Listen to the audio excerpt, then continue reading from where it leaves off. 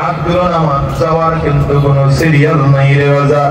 সাবধান করে বলে যাই শুধু, যদি ইমানদার হয়ে বিদায় হতে পারো তাইলে তোমার আমার অবস্থা খুব চমৎকার। কিন্তু যদি বেঈমান হয়ে জমিন থেকে বিদায় হয়ে যায়, ওই কবর বড় ভয়ঙ্কর। হাশরের ময়দানটা কিন্তু বড় ভয়ঙ্কর।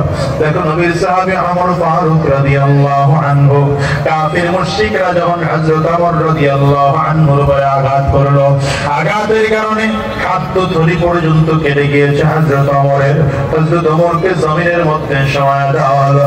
মসজিদে নববীর বারান্দার মধ্যে হযরত ওমর শুয়ে আছে। ইন্তেকালের আগ মুহূর্তে নিজের গালটা মসজিদে নববীর বারান্দার মাটির সাথে ঘষতেছে আর চিৎকার করে করে কান্না করতেছে আর বলে, ওয়াইলুল লাকা ইয়া উমর ইল্লাম ইয়াগফির লাকা রাব্বুক, ওয়াইলুল লাকা ইয়া উমর ইল্লাম ইয়াগফির লাকা রাব্বুক। নিজে ধমক দেয় আর ধিক্কার দিয়া বলে, ওমর তুই তো ধ্বংস, যদি তোর মালিক তোরে মাফ না করেন তাইলে তুই ধ্বংস। নিজে ধমক দেওয়ার পরে তুই ধ্বংস, যদি তোর মালিক তোরে মাফ না করেন তাইলে তুই ধ্বংস। এই দুনিয়ার মানুষ খেয়াল করে শোনো, যিনি জান্নাতের সার্টিফিকেট প্রাপ্ত দ্বিতীয় নম্বরের সাহাবী এই ওমর ফারুক রাদিয়াল্লাহু আনহুর অবস্থা যদি এমন হয়, আর হযরত ওমর রাদিয়াল্লাহু আনহুর ব্যাপারে বলা হয় তিনি কাঁদতে কাঁদতে কাঁদতে কাঁদতে গালের মধ্যে কালো টান পড়িয়ে ফেলেছে।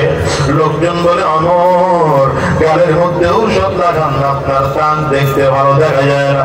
হযরত ওমর বলেন, আমিও জানি আমার টাক দেখতে ভালো দেখা যায় না, তাইলে তোমার আমার অবস্থা খুব চমৎকার। কিন্তু যদি বেঈমান হয়ে জমিন থেকে বিদায় হয়ে যায়, ওই কবর বড় ভয়ঙ্কর।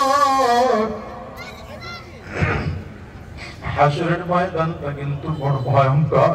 দেখো নবীর সাহাবী ওমর ফারুক রাদিয়াল্লাহু আনহু, কাফির মুশরিকরা যখন হযরত ওমর রাদিয়াল্লাহু আনহুর উপরে আঘাত করলো, আঘাতের কারণে খাদ্য থলি পর্যন্ত কেটে গিয়েছে হযরত ওমরের।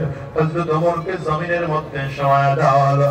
মসজিদে নববীর বারান্দার মধ্যে হযরত ওমর শুয়ে আছে। ইন্তেকালের আগ মুহূর্তে নিজের